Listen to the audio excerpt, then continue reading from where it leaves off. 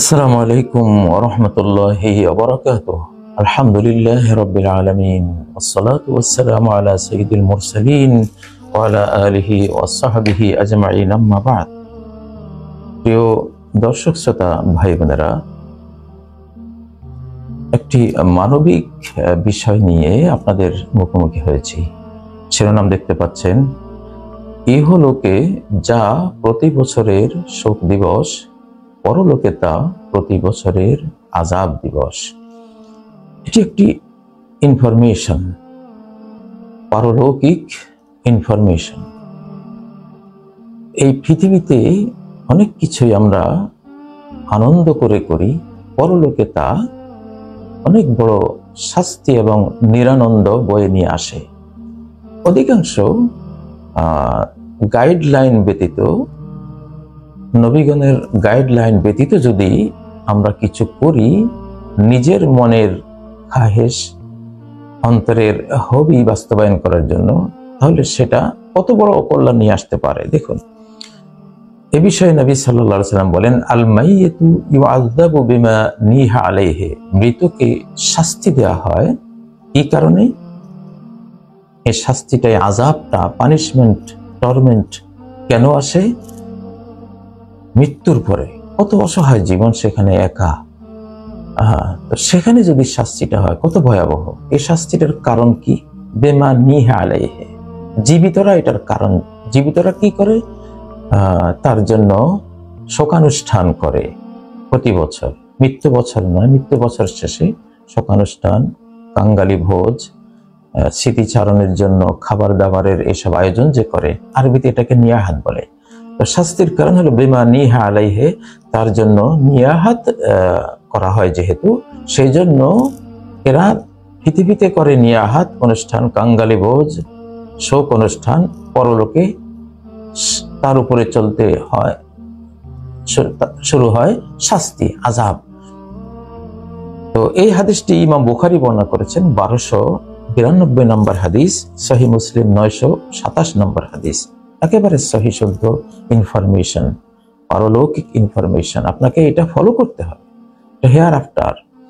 এটাতে নবীগণের মেসেজ ছাড়া আপনি কিছু করলে আপনিও বিপদে পড়বেন, আপনি যার জন্য করছেন সেও বিপদে পড়বে।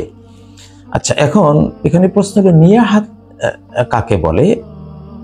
যে নিয়াহাতের কারণে মৃত ব্যক্তির উপরে আযাব হয়, সেটিও আরেকটি হাদিস থেকে আপনাদেরকে বর্ণনা দিচ্ছি। এই হাদিসটি হযরতে জারির ইবনে আব্দুল্লাহ আল বাজালি সাহাবী রাদিয়াল্লাহু তাআলা আনহু তিনি বর্ণনা করেছেন, কুন্না নাউদ্দুল ইজতিমাআ ইলা আহলিল মাইয়িতি ওয়া সানিআতাত তাআমি বাদা দাফনিহি মিনান নিয়াহা। আমরা বলতে সাহাবীরা, নবী সাল্লাল্লাহু আলাইহি সাল্লামের যুগে আমরা যে সাহাবীরা ছিলাম, তার সহচররা, আমরা সবাই এটা মনে করতাম যে মৃত ব্যক্তিকে দাফন করার পরে তার ওখানে যাওয়া এবং কোনো খাবারের আয়োজন করা, যেটাকে আমাদের বাংলাদেশে কাঙ্গালি ভোজ বলা হয়, এসব ভোজ আয়োজন করাকে আমরা নিয়াহাত ভাবতাম। সব সাহাবীরা এটাকে নিয়াহাতের অন্তর্ভুক্ত মনে করতাম, যে নিয়াহাতের কারণে মৃত ব্যক্তির আযাব হয় বলে নবী সাল্লাল্লাহু আলাইহি সাল্লাম বলেছেন। তাহলে নিয়াহাতের ডাইরেক্ট অর্থ এগুলি হাদিস থেকে প্রাপ্ত। এমনি আরবিতে নিয়াহাত হলো সরব ক্রন্দন, আওয়াজ করে ক্রন্দন করা।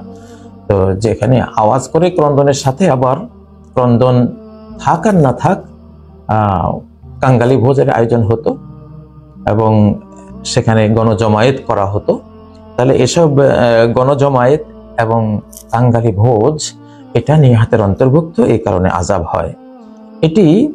এই হাদিসটি যেটা আমি বললাম, জারির ইবনে আব্দুল্লাহ বর্ণনা করেছেন, এই হাদিসটি ইমাম ইবনে মাজাহ সংকলন করেছেন হাদিস নাম্বার 1612, ইমাম আহমদ সংকলন করেছেন হাদিস নাম্বার 6905।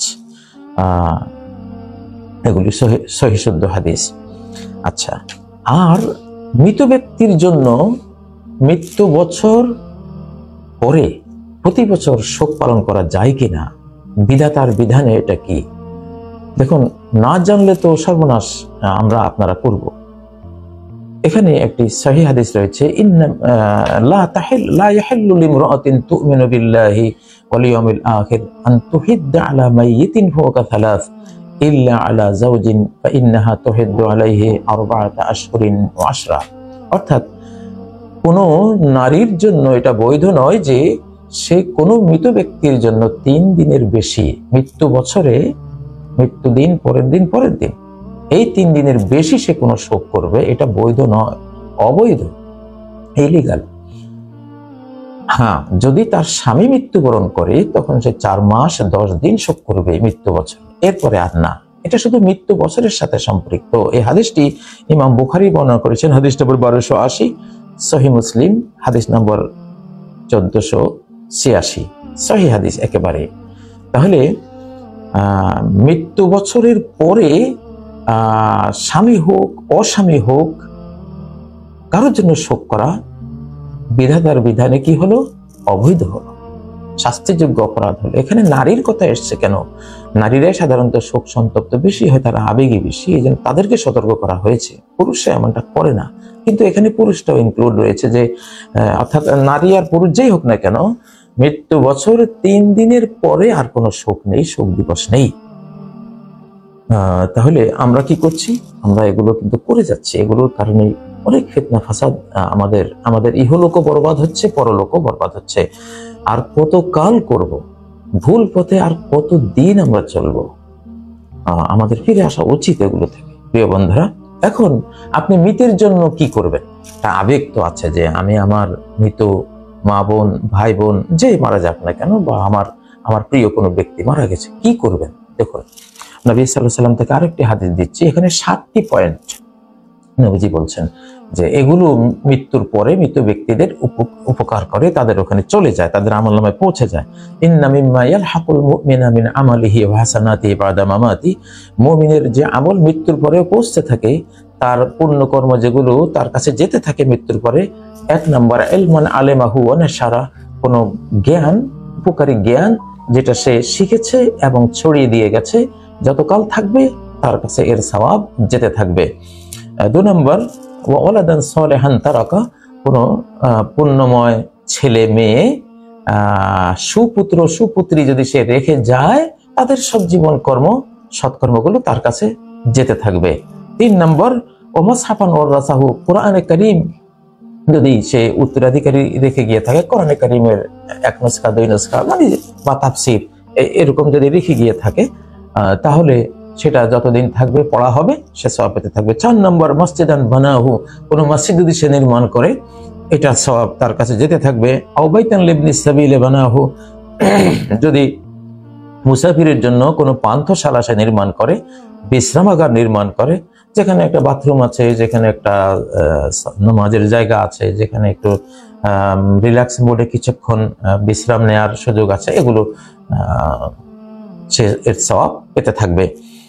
আও নাহরা নাজরাহু, কোন নাহার, নদী নালা খাল বিল যদি খনন করে গিয়ে থাকে, যতদিন প্রবাহ থাকবে সে এর সওয়াব পেতে থাকবে। কোন টিউবওয়েল, ডিপ টিউবওয়েল মানে পানির কোনো আয়োজন রেখে গিয়ে থাকলে, যতদিন এই পানির আয়োজনটা চলতে থাকবে সে এর সওয়াব পেতে থাকবে।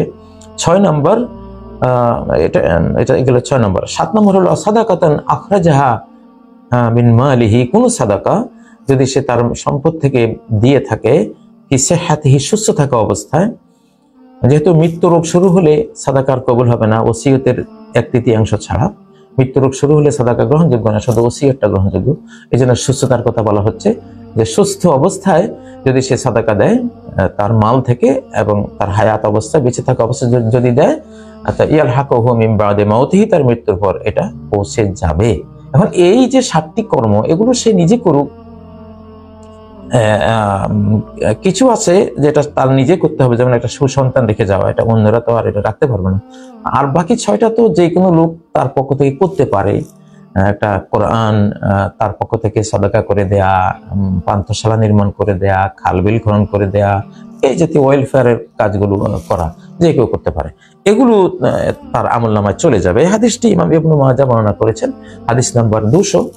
হাদিসটি হাসান পর্যায়ে, মানে সুন্দর, সহিহ, গ্রহণযোগ্য একটি হাদিস। প্রিয় বন্ধুরা, পৃথিবীর জীবন পৃথিবীর কর্মের যে দৃশ্যমান ফলাফল, এটা পরলোকের ফলাফলের মতো না, ওখানে আরেক রকম হয়ে যায়। এই পৃথিবীর 999 জন মানুষ কত ভালো মনে করে, কত কাজই করে, কিন্তু এই 999 জন মানুষ জাহান্নামে জ্বলবে, নিজের জ্ঞানের অভাবে, নিজের কর্মের ভুলে।